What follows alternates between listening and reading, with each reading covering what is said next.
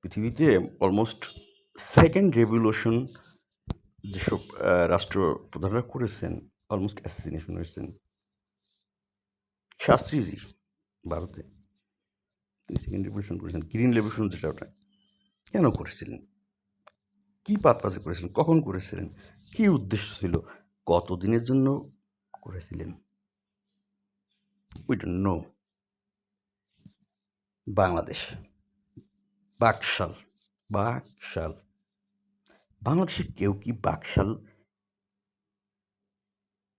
গঠন হয়েছিল কিনা, বা গঠনের যে গঠন কাঠামো বা ওরকম কোনো লিখিত দলিল দস্তাবেজ কেউ দেখাতে পারবেন? কেউ বাংলাদেশে দেখাতে পারবেন কোনো গঠনতন্ত্র ছিল? If I say I want to show handwrite of Bangabandhu, several letter sent from to England, US.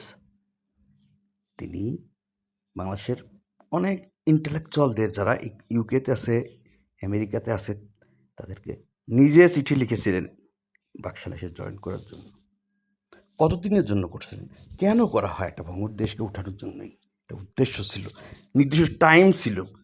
জননেত্রী শেখ হাসিনা নিজে তাকে প্রশ্ন করেছিলেন, তাকে ধমক দিয়েছিল বঙ্গবন্ধু, এবং বলেছিল এই দেশের মানুষ জানে না গণতন্ত্র কী এবং গণতন্ত্র কীভাবে চর্চা করতে হয়। তাহলে আমরা সবাই তাকে অশিক্ষিত বলি, বাট বঙ্গবন্ধু কোন শিক্ষায় শিক্ষিত ছিলেন? প্র্যাকটিক্যাল শিক্ষায়, ছোটোবেলা থেকে, একদম প্রাইমারি স্কুল থেকে প্র্যাকটিক্যাল অভিজ্ঞতায় ইন্ডিয়ান সাবকন্টিনেন্টের টোটাল কালচারের সাথে তিনি, তাহলে উনি স্টেট শেখ হাসিনাকে অ্যান্সার দিয়েছিলেন এই দেশের মানুষ জানে না গণতন্ত্র কী এবং কিভাবে তার চর্চা করতে হয়। আমি টোটাল গভর্নমেন্ট ফরমেশন এবং countries each and every department sectoral formation সিঙ্গাপুরের জানি। কীভাবে জানি?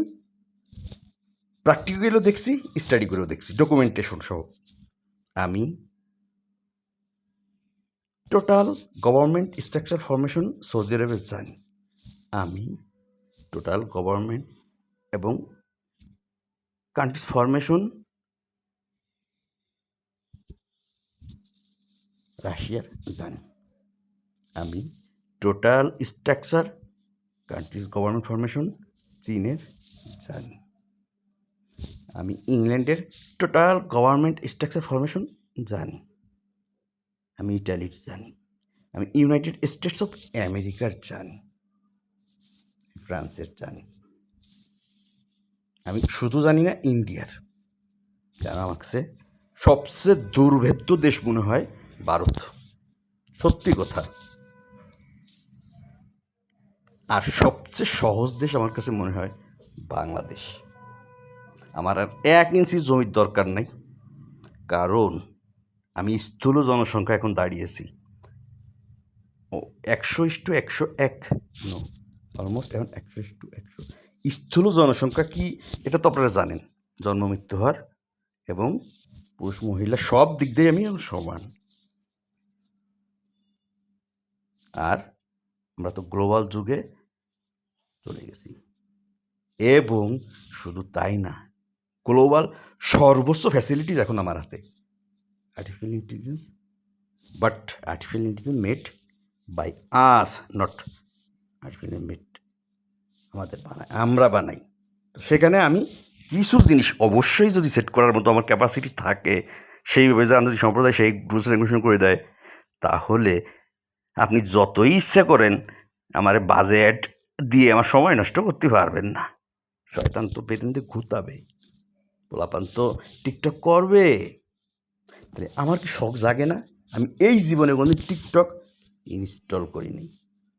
আমি 2023 সালের 1 মে রাত 8:41 আমার ফেসবুক আমি অফ করেছি। আমি আর অন হয়েছে, হারিয়ে গেছিলো, অন হয়েছে, বাট আমি ইউজ করিনি আর, কারণ যে কোনো একটা পার্সোনাল কারণ নিয়ে আমি সেই দিন আমি ইউজ করব যেদিন আমার পার্সোনাল কার্ডটা সলভ হবে। ভিশন, মিশন আর ড্রিমস এক না।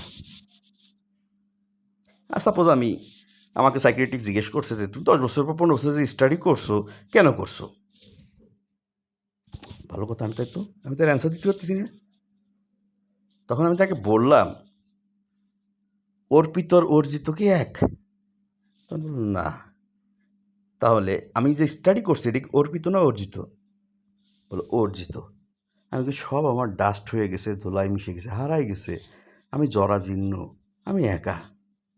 বাট উপরওয়ালা আমার ভিতরে যেটা আলো দিছে, আমি সেটা গ্রহণ করতে পেরেছি। পৃথিবীর কোনো ক্ষমতা আছে আমার সেই আলোটা নিয়ে যাওয়ার? তখন ডাক্তার আমাকে সার্টিফিকেট দিয়ে দিল, your mental patient, now I am mental patient. No, মিথ্যা বললাম একটু, ডাক্তারের কাছে যাইনি, কালকে ডাক্তারের কাছে যাবো। তো এনিওয়ে, 2,51,200 মিনিট আমার দরকার। 2,51,200 মিনিট দরকার। আমার আর কাউকে দরকার না। আমাদের যারা গণতন্ত্র, ডেমোক্রেসি প্র্যাকটিস করতে বলেন, যারা ডেমোক্রেসি আমাদের শিখান, যারা আমাদের চর্চা করান, যারা আমাদের গার্ডিয়ান হিসেবে গৌরবালি করেন, কিন্তু তাদের একটা ফরমেশনে আমি বলবো ভুল আছে। আগে ঘর তৈরি করতে হয় নাকি আগে ঘুমাইতে হয়? আগে বেসমেন্ট তৈরি করতে হয় নাকি আগে ছাদ তৈরি করতে হয়? তাহলে আমাদের সে গণতন্ত্র কি ইন্টারন্যাশনাল কমিউনিটি আপনারা কি তৈরি করে দেশেন নাকি করার সুযোগ দেবেন? কোনটা দিচ্ছেন? কোনোটাই দিচ্ছেন না। তাহলে আমাদের দেশে গণতন্ত্র হবে কীভাবে? হবে না। বঙ্গবন্ধুর সাই পলিসি, আমার সার্টিফিকেট নাই, বাট হাজার হাজার হাজার পেজ। আমার সুইজারল্যান্ডে শুধু শখ আছে প্র্যাকটিক্যালি আমার একটু যাওয়ার, কারণ প্র্যাকটিক্যাল জিনিসটা আমি সুইজারল্যান্ডের ওনার কিছু জিনিস, কেনই সুইজারল্যান্ড বলছিল, নিশ্চয়ই কারণ আছে। মক্কা শরীফ পৃথিবীর কেন্দ্রে, সবাই ডান দিক থেকে ঘুরতেছে, ডান থেকে বামে, সৌরজগৎ ডান থেকে বামে, গ্যালাক্সি ডান থেকে বামে, সব পৃথিবীগুলো সব ডান থেকে বামে, গাড়ির চাকা ডান থেকে বামে, ঘড়ির কাঁটাও ডান থেকে বামে, ফ্যানও ডান থেকে বামে। বাট যখনই বামের দিক যায় তখন কিন্তু ব্যাকে যায়। গাড়ি ব্যাক গিয়ার দিলে তখন গাড়ির চাকা কি ডান থেকে বামে যায়? যায় না। আমার 1 ইঞ্চি ল্যান্ডের দরকার নাই, কিচ্ছুর দরকার নাই আমার, গুড এনাফ। বাট শয়তান আমার শিরায় শিরায়। একটা দেশের সাথে অনেক কিছু থাকে জড়িত, কখনোই বাইরের কোনো কিছু ইনফ্লুয়েন্স ডিরেক্ট ক্ষতি করতে পারে না। ঘরের শত্রু কেন বিভীষণ বলি? ঘরের শত্রু কেন বিভীষণ বলি? কারণ একটা মায়ের পেটে 5টা ছেলে জন্ম নিছে, একটা মাছের মাথা, 5টা ছেলে একসাথে খেতে বসেছে। সাপোজ মাথা তো একটা, মা কোন ছেলের পাতে মাথাটা উঠাই দেয়? বাক দেবেন? কেউ বলতে পারবেন অ্যান্সারটা? আমি বলতে পারবো ইজিলি। বড় ছেলে, ছোট ছেলে? নো, নিশ্চয়ই এখানেও একটা প্যারামিটার আছে।